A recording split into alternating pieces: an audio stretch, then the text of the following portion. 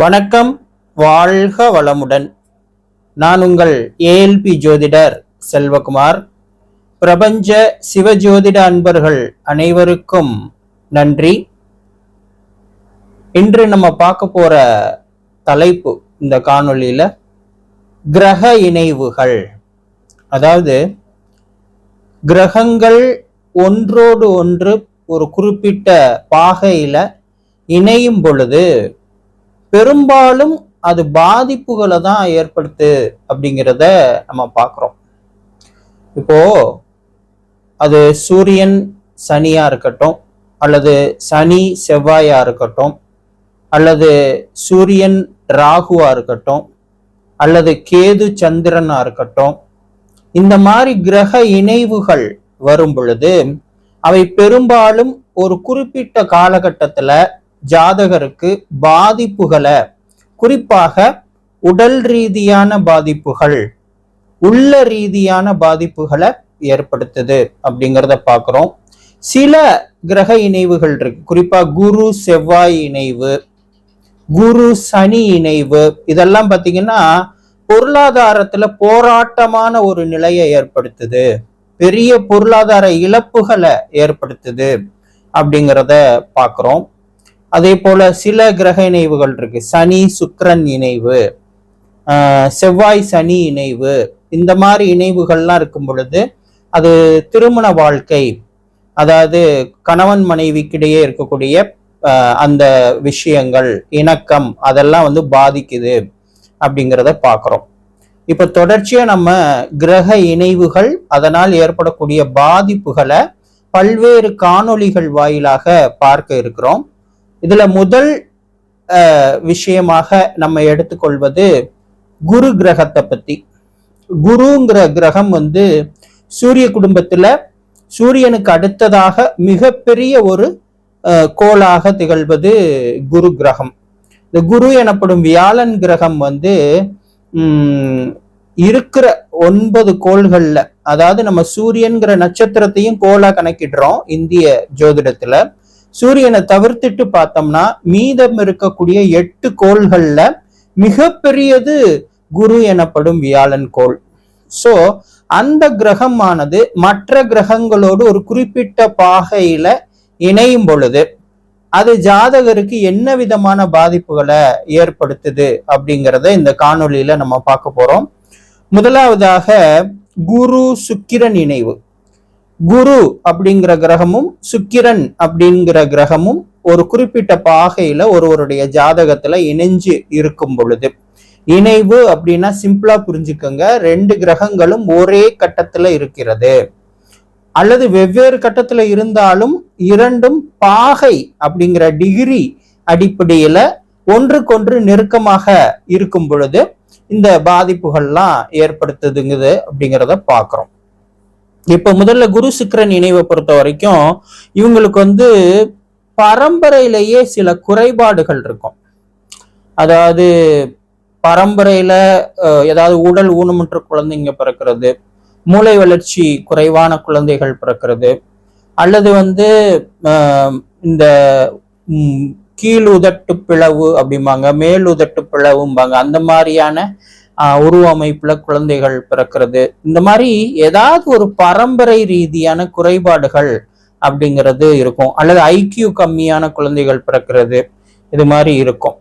அது மட்டும் இல்லாம இவங்களுக்கு பாத்தீங்கன்னா இந்த தைராய்டு கிளாண்ட் அப்படின்னு சொல்லக்கூடிய தொண்டை பகுதியில் இருக்கக்கூடிய நாளமில்லா சுரப்பி, அந்த தைராய்டு கிளாண்டு, இன்ன பிற நாளமில்லா சுரப்பிகள்ல கொழுப்பினால் ஏற்படக்கூடிய பாதிப்புகள், அதனால என்ன ஆகும்னா அந்த சுரப்பி சரியாக செயல்படாத தன்மை, அதாவது அந்த சுரப்பி குறைவாக சுரப்பது, இந்த மாதிரி பிரச்சனைகள்லாம் ஏற்படும். குறிப்பா சொல்ல போனா இப்ப இன்சுலின் அப்படிங்கிற அந்த என்சைம் அது குறைவாக சுரந்துச்சு அப்படின்னா அது சர்க்கரை நோயை ஏற்படுத்தும் உடல்ல.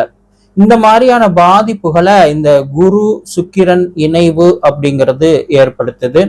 இவங்களுக்கு சுப கடன்கள் அதிகமாக உருவாகும். பொருளாதார ரீதியா பாத்தீங்கன்னா சுப கடன்கள், வீடு கட்டுவதற்காக, சொத்துக்கள் வாங்குவதற்காக, திருமணத்திற்காக, குழந்தையின் கல்விக்காக இவங்க கடன்பட நேரிடும் அப்படிங்கிறதையும் நம்ம பார்க்கிறோம். அடுத்ததாக குரு புதன் இணைவு. இந்த குருவும் புதனும் இணையும் பொழுது என்னாகும் அப்படின்னு சொல்லி பார்த்தீங்கன்னா, இவங்க வந்து பெரும்பாலும் வங்கி துறையில வேலை செய்வாங்க, அல்லது ஃபினான்ஸ் அப்படிங்கக்கூடிய விஷயத்துல, ஆடிட்டிங் அப்படிங்கிற ஒரு துறையில இவங்களுடைய வேலை இது சார்ந்த துறையில தான் அவங்க வேலை பார்ப்பாங்க. பேங்கிங், ஆடிட்டிங், ஃபினான்ஸ் இந்த துறைகள்ல அவங்க வேலை செய்வதற்கான வாய்ப்புகள் மிக அதிகமாக இருக்கிறது. இவங்க வந்து பாத்தீங்கன்னா இருவேறு மனநிலை கொண்டவங்களா இருப்பாங்க. அது எப்படி நம்ம சொல்றோம் அப்படின்னு சொல்லி பார்த்தீங்கன்னா, குரு அப்படிங்கிறவர் அனுபவ அறிவு அப்படின்னு சொல்லலாம், புதன்கிறவர் ஏட்டறிவு அப்படிங்கிறது நம்ம சொல்லலாம். ஏட்டறிவுனா என்னது? ஸ்டடி நாலேஜ் புதன்.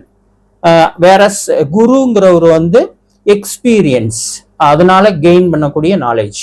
இது ரெண்டுக்கும் இடையே ஒரு போராட்டம் எப்பவுமே இவங்கள்ட்ட இருந்துகிட்டே இருக்கும். சில நேரம் ரொம்ப அனுபவ ரீதியாக ஒரு விஷயத்தை அணுகுவாங்க, சில சமயம் வந்து தியரிட்டிக்கலா அணுகுவாங்க.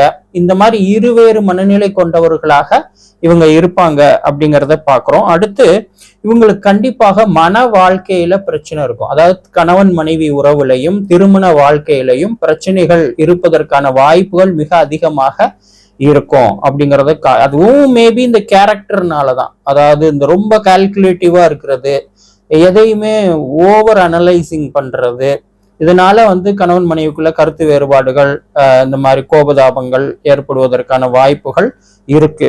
அடுத்து இவங்களுக்குள்ள இன்னொரு மிக முக்கியமான விஷயம் என்னன்னா, நண்பர்கள் அதிகமா இருக்க மாட்டாங்க. இவங்களுக்கு நண்பர்களோட அளவு வந்து ரொம்ப கம்மியா தான் இருக்கும். அப்படியே நண்பர்கள் இருந்தாலும் அவங்களோட ரொம்ப எமோஷ்னலா அட்டாச்சாலாம் இருக்க மாட்டாங்க.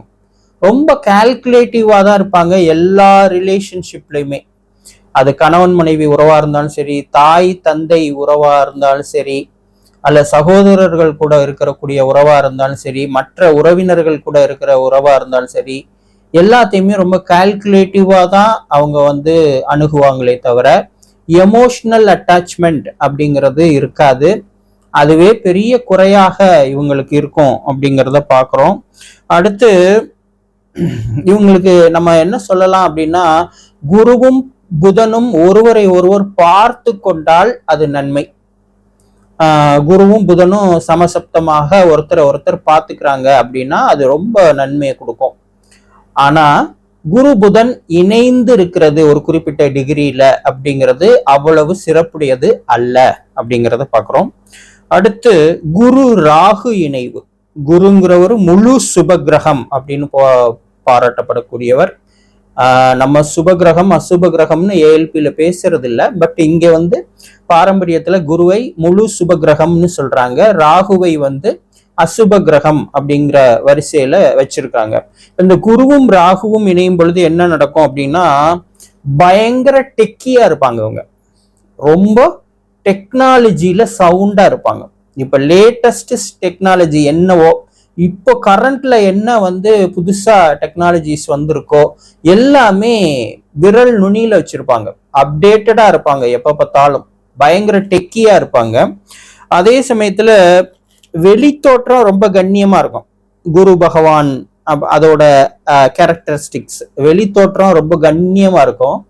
பட் வந்து உள்ள நெருங்கி போய் பழகி பார்த்தீங்கன்னா இவங்கள்ட்ட நிறைய குறைபாடுகள், நீங்க எதிர்பார்க்காத அதிர்ச்சிகரமான குணாதிசயங்கள்லாம் இவங்கள்ட்ட இருக்கிறதுக்கான வாய்ப்புகள் இருக்கு. ஆனா அந்த தோற்றத்தை வச்சு இவங்க வெளியில அதை தெரியாம மேனேஜ் பண்ணுவாங்க அப்படிங்கிறத பாக்குறோம்.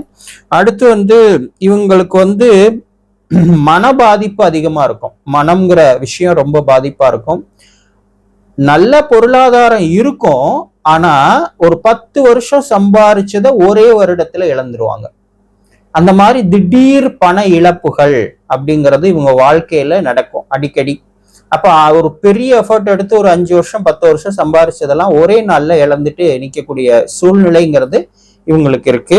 அடுத்து இவங்களுக்கு கல்லீரல் சம்பந்தமான பிரச்சனைகள் அப்படிங்கிறது ஏற்படுவதற்கான வாய்ப்புகள் அதிகமா இருக்கு.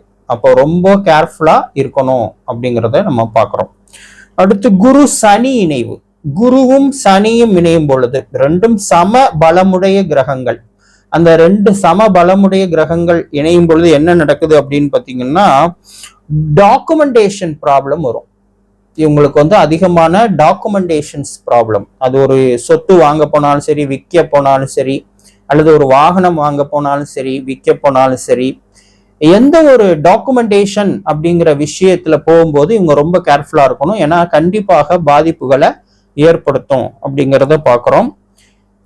இவங்க லைஃபை பொறுத்த வரைக்கும் அந்த குரு சனி இணைவு இருக்கிறவங்களோட வாழ்க்கை எப்படி இருக்கும்னா, முன்பகுதி வாழ்க்கை போராட்டமா இருந்துச்சுன்னா பின்பகுதி வாழ்க்கை மகிழ்ச்சியா இருக்கும். அல்லது முன்பகுதி வாழ்க்கை மகிழ்ச்சியா இருந்துச்சுன்னா வாழ்வின் பின்பகுதியில போராட்டங்களை சந்திப்பார்கள் அப்படிங்கிறத நம்ம சொல்ல முடியும். அடுத்து வந்து இவங்களுக்கு ஒரு சின்ன டிப்ஸ் நம்ம கொடுக்கலாங்கன்னா, பிறந்த இடத்துல இருந்து இடம்பெயர்ந்து மற்றொரு இடத்துல போய் இவங்க வசிக்கும் பொழுது இவங்க வாழ்க்கை கொஞ்சம் ஸ்மூத்தா இருக்கிறத நம்ம பார்க்க முடியும். கோயில் திருப்பணிகளுக்கு உதவுதல், அது வந்து இவங்களுக்கு வந்து சிறப்பு. ஏன்னா அந்த குரு சனி இணைவு எப்போ நடக்கும் அப்படின்னு பார்த்தீங்கன்னா, சிவன் சொத்து குலநாசம்னு சொல்லுவாங்க. அப்போ கோவில்கள்ல நம்ம வந்து சட்டத்துக்கு புறம்பான காரியங்கள் செய்யறது, கோயில் சொத்துக்களை அபகரிக்கிறது, அல்லது இறை வழிபாட்டுக்கு இடையூறு செய்தல், அதுல வந்து கமர்ஷியலா செயல்பட்டு பணம் சம்பாதிக்க நினைக்கிறது, இறைவன் பேரை சொல்லி பணம் சம்பாதித்தல், இறைவன் பேரை சொல்லி மற்றவர்களை ஏமாற்றுதல், இந்த மாதிரி வேலைகள்லாம் செய்யறவங்களுக்கு தான் அடுத்த ஜென்மத்துல ஜாதகத்துல குரு சனி இணைவு அப்படிங்கிறது ஏற்படும் அப்படின்னு பாரம்பரிய நூல்கள், ஜோதிட நூல்கள் சொல்லுது. நம்ம அப்படி சொல்றது இல்ல. ஏஎல்பியில நம்ம ஏஎல்பியில என்ன சொல்றோம்னா, குரு சனி இணைவு இருக்கிறவங்க இறை வழிபாட்டுல ஏதேனும் பிரச்சனைகளை போன பிறவியில அவங்க செஞ்சிருப்பாங்க. அப்ப அதுக்கு பிராயச்சித்தமா என்ன பண்ணலாம்னா, கோயில் உளவார பணிகள்னு சொல்லக்கூடிய கோயில்ல செய்யக்கூடிய பராமரிப்பு பணிகளுக்கு நம்மளால முடிஞ்ச உதவிகளை செய்யலாம். கோவில் அந்த பூஜைகளுக்கு நம்மால் முடிந்த பண உதவி அதெல்லாம் செய்யலாம் அப்படிங்கிறத பார்க்குறோம். அடுத்து வந்து இவங்களுக்கு வந்து ஐயப்பன் வழிபாடு, அதாவது தர்மசாஸ்தா என்று அழைக்கப்படக்கூடிய ஐயப்பன் வழிபாடும், தமிழ்நாட்டுல ஐயனார் வழிபாடு, இந்த ரெண்டு வழிபாடுகள் மிக சிறப்பான ஒரு முன்னேற்றத்தை கொடுக்கும். உக்கிர தெய்வங்களை வழிபாடு செய்தல் அப்படிங்கிறதும் இவங்களுக்கு பலனடிக்கும் அப்படிங்கிறத பார்க்குறோம். அடுத்து குருவும் கேதுவும் இணையும் பொழுது என்ன மாதிரி பாதிப்புகளை ஏற்படுத்துது அப்படின்னு சொல்லி பார்த்தீங்கன்னா, இந்த குரு கேது இணைவு வந்து சில விஷயங்களுக்கு சிறப்பான பலன்களை கொடுக்கும். குறிப்பா ஆன்மீகம் சம்பந்தமான விஷயங்களுக்கு சிறப்பான பலன்களை கொடுக்கும். இவங்க உண்மையான ஆன்மீகவாதிகளாக இருப்பார்கள். வெளிவேஷம் போட தெரியாது இவங்களுக்கு. உண்மையான ஆன்மீகவாதியா இருப்பாங்க. நெற்றியில ஒரு திருநீர் கூட வைக்காம கூட இருப்பாங்க. பெருசா பூஜை புனஸ்காரங்கள் யாகம் இதுல எல்லாம் கலந்துக்க மாட்டாங்க. டெய்லி கோயிலுக்கு போற பழக்கம்லாம் இருக்காது. ஆனா ஒரு மனிதன், ஒரு ஆன்மீகவாதி எப்படி நடந்து கொள்ள வேண்டுமோ அதை பிராக்டிக்கலா நடந்து காட்டுவாங்க. என்ன ஒரு ஆன்மீகம், உண்மையான ஆன்மீகம்னா என்ன? இந்த பிரபஞ்சத்துல இருக்கிற அனைத்து உயிர்களையும் தன் உயிர் போல் பேணுவதுதான் உண்மையான ஆன்மீகம்.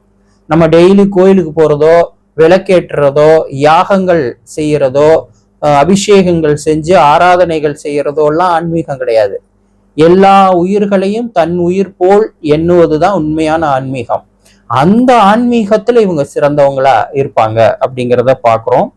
அடுத்து இவங்களுக்கு வந்து அரூப தெய்வ வழிபாடுகள்ல இஷ்டம் இருக்கும். குறிப்பாக இப்போ சில கோயில்கள்ல பாத்தீங்கன்னா உருவ வழிபாடே இருக்காது.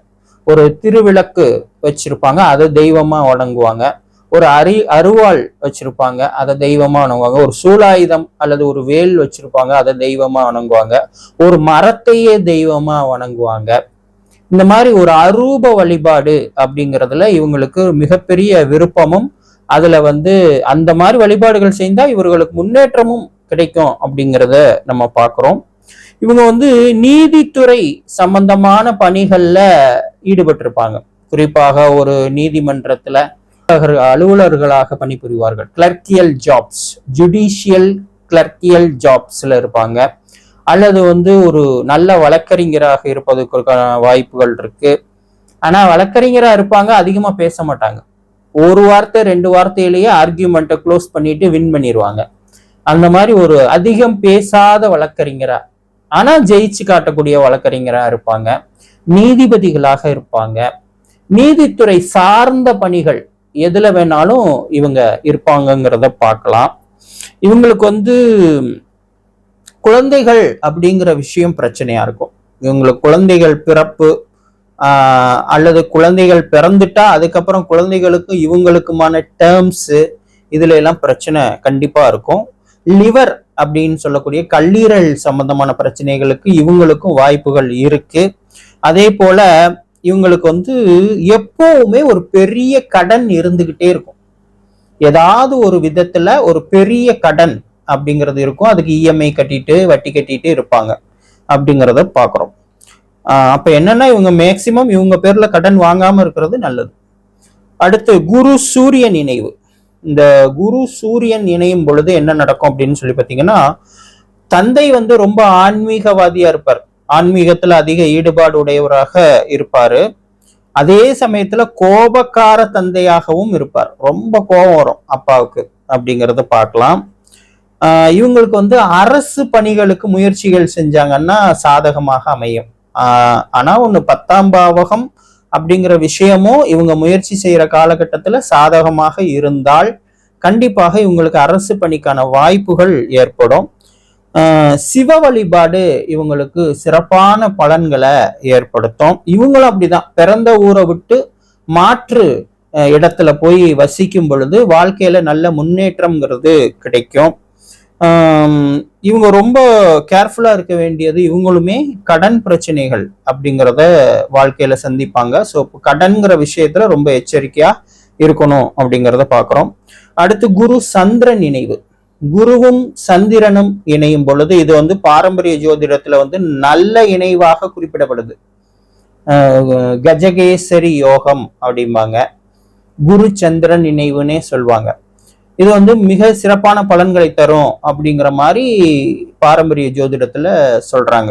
நம்ம ஏஎல்பி ஜோதிடத்துல என்ன சொல்றோம்னா, எப்பவுமே 2 கிரகங்களோ அதற்கு மேற்பட்ட கிரகங்களோ ஒரு குறிப்பிட்ட டிகிரியில ஒரே வீட்டுல இணைஞ்சு இருக்கும் பொழுது அது ஏதாவது ஒரு காலகட்டத்துல ஜாதகருக்கு பிரச்சனைகளை தான் மேக்சிமம் ஏற்படுத்துது அப்படிங்கிறத தான் நம்ம சொல்றோம். இப்போ கிரகங்கள் ஒன்றோடு ஒன்று இணையாம இருக்கிறது தான் நல்லதுங்கிறது ஏஎல்பியில நம்ம சொல்றோம். ஆனா அது சாத்தியம் இல்லை. எல்லோருடைய ஜாதகத்திலையும் குறைந்தபட்சம் ஒரு கிரக இணைவாது இருக்கும் அப்படிங்கிறத பாக்குறோம். இப்போ வந்து குரு சந்திரன் இணைவு அப்படிங்கிறது மூலமா நம்ம என்ன தெரிஞ்சுக்கலாம் அப்படின்னு சொல்லி பாத்தீங்கன்னா, இவங்களுக்கு வீட்டின் மூலம் கடன் ஏற்படும். கடன் வாங்கி லோன் வாங்கி வீடு கட்டுவாங்களா இருக்கும், அதுக்கப்புறம் இஎம்ஐ கட்டுவாங்களா இருக்கும், அல்லது லோன் வாங்கி இஎம்ஐ கட்டிட்டு அப்பார்ட்மெண்ட் வாங்குவாங்களா இருக்கும், அல்லது கட்டின வீட்டை அடமானம் வச்சு வங்கியில லோன் வாங்குவாங்களா இருக்கும். இந்த மாதிரி பாதிப்புகள் இவங்களுக்கு கண்டிப்பா ஏற்படும்.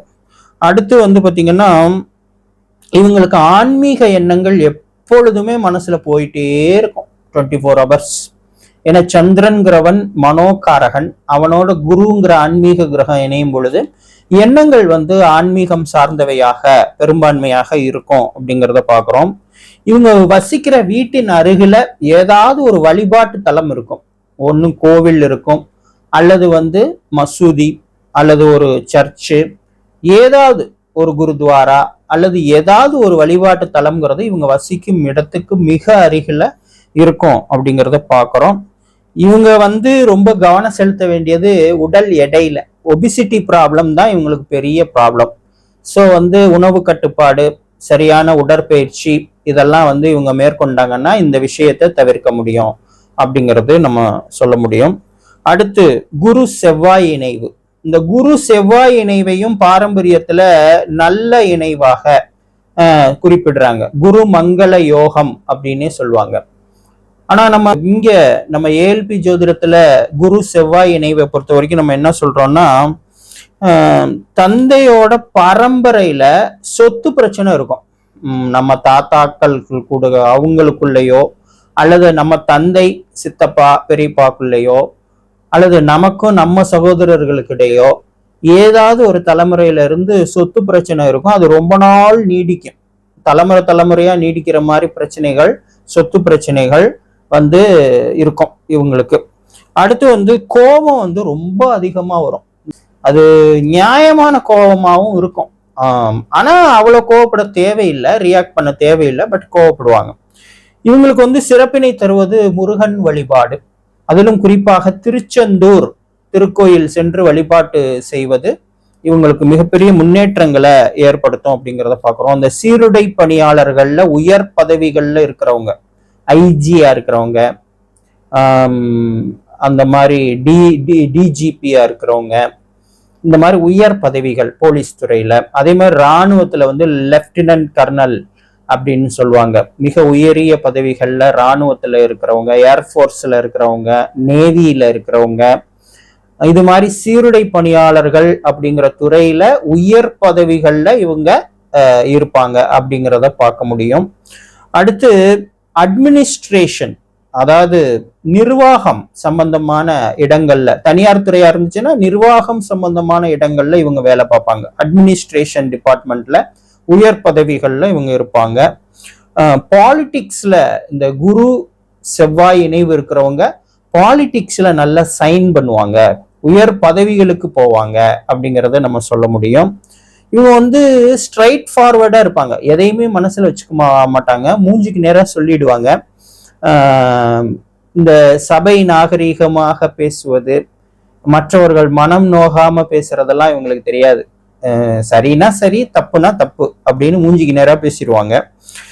இவங்களுக்கு என்ன பெரிய பிரச்சனைனா டென்ஷன் அதிகமா இருக்கும். ஏன்னா குரு செவ்வாய் இணையும் பொழுது டென்ஷன், பிளட் ப்ரெஷர் இதெல்லாம் அதிகமா இருக்கும்.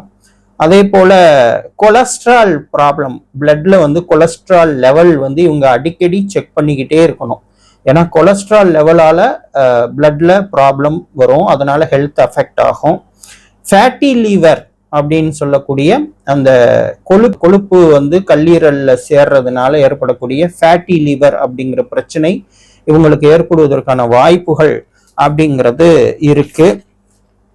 இவ்வாறாக இந்த குரு கிரகம் அப்படிங்கிறது மற்ற 8 கிரகங்களோட இணையும் பொழுது என்னென்ன மாதிரி பாதிப்புகளை அது ஏற்படுத்துது அப்படிங்கிறத நம்ம இதுவரைக்கும் பார்த்தோம்.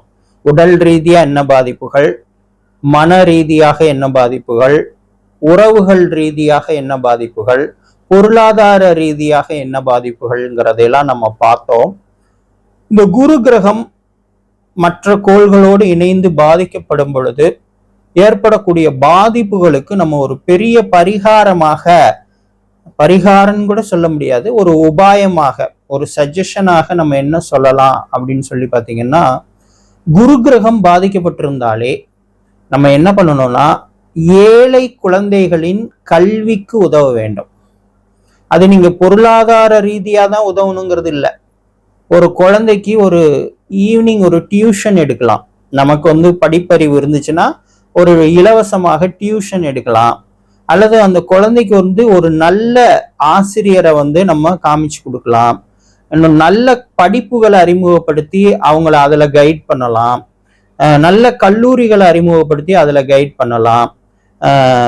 இந்த மாதிரி விஷயங்கள் கூட நீங்க செய்யலாம். பொருளாதார ரீதியா தான் ஒரு குழந்தையோட படிப்புக்கு உதவணுங்கிறது இல்லை, இந்த மாதிரி விஷயங்கள் நீங்க கண்டிப்பாக செய்யலாம்.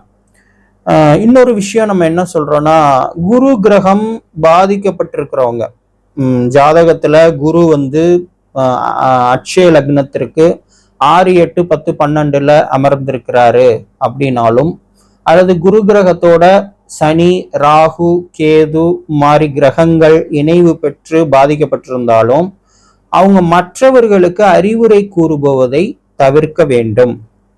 குறிப்பா ஒரு விஷயத்துல வந்து ஒரு இஷ்யூல வந்து உங்கள்கிட்ட சஜஷன்ஸ் கேட்குறாங்கன்னா, நீங்க வந்து ஒரு நல்ல நோக்கத்தோட அவங்க அந்த பிரச்சனையில இருந்து மீண்டு வரணும் அப்படிங்கிற ஒரு நல்ல நோக்கத்தோட தான் நீங்க அறிவுரை சொல்லுவீங்க.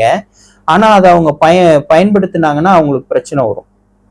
அப்ப நம்ம என்ன பண்ணலாம், என் மனசுக்கு இப்படி தோணுது, பட் இதுதான் சரிங்கிறது இல்லை, நீங்க இன்னும் நிறைய நண்பர்கள்ல கலந்தாலோசித்து நல்ல முடிவா எடுங்க அப்படிங்கிற மாதிரி ஒரு எச்சரிக்கை உணர்வோட தான் நம்ம சஜஷன்ஸை சொல்லணும். நம்மளுடைய அறிவுரைகளை நம்ம சொல்லணுமே தவிர நான் சொல்றதான் கரெக்டா இருக்கும், நீ அப்படியே ஃபாலோ பண்ணுன்னு நம்ம சொல்லக்கூடாது அப்படிங்கிறத பார்க்குறோம். இவ்வாறாக இன்றைய தினம் கிரக இணைவுகள்ல குரு பகவான் மற்ற 8 கோள்களோடு இணையும் பொழுது ஏற்படக்கூடிய விஷயங்களை பத்தி பார்த்தோம். அடுத்த ஒரு காணொளியில மற்றொரு கிரக இணைவு பற்றி பார்ப்போம். வாழ்க வளமுடன்.